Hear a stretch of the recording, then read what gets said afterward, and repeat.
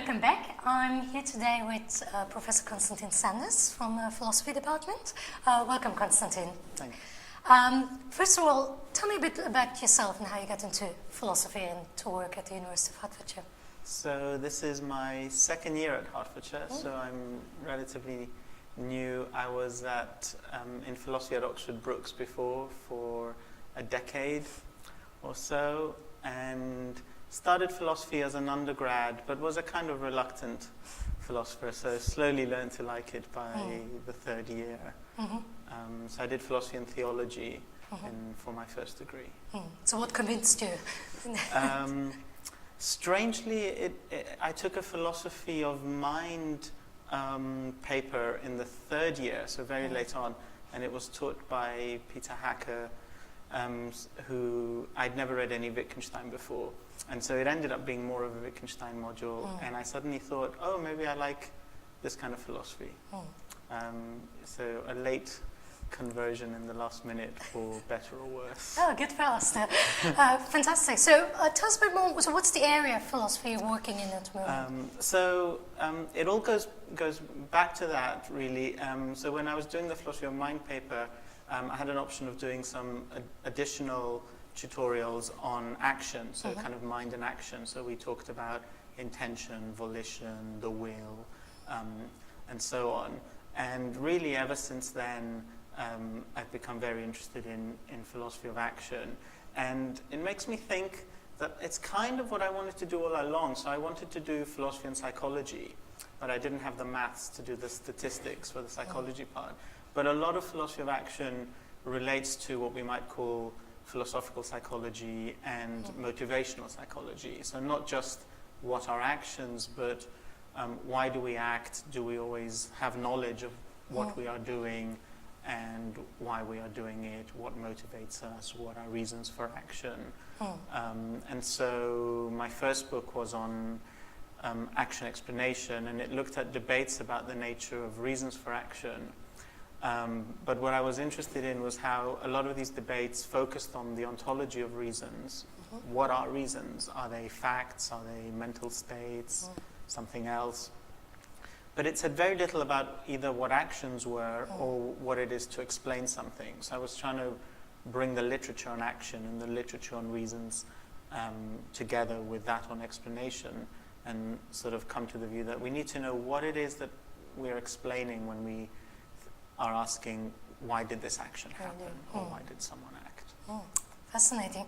So do you have a specific project you're working on at the moment? Tell us a bit more Yes, so I have really, I guess, two projects I'm particularly keen on that fall out of this, but I've also moving away from the thoughts about explanation. One is looking at moral philosophy, and in particular theories of what the right action to perform is, and thinking about how, just as in the case of action explanation, if there are competing views of what actions are, for example, whether actions are events or processes or something else, it might affect views about what makes an action right. For example, intention, character, motive, consequences, and so on. So that's one project, is looking at how, if we do philosophy of action, how that affects moral philosophy, and in particular normative ethics, which has theories like consequentialism, virtue ethics, and so on, deontology. And the other project, there used to be a big debate, as you'll know, especially among German philosophers and sociologists, about the relation of explanation to understanding. So I've become very interested in understanding other people as well as understanding oneself, what it is to understand another person, how this relates to reasons for action. And through that, I've become even more interested in questions of cultural heritage, which I had a sort of separate attachment to before, but I've now come to see that the question of understanding other cultures is fundamental to some of the ethical issues around heritage. And so for me, the interest in philosophy of action and understanding others has come together with a separate interest in heritage and heritage ethics, and particularly questions about cultural appropriation and how this relates to understanding another culture. So this is my other project.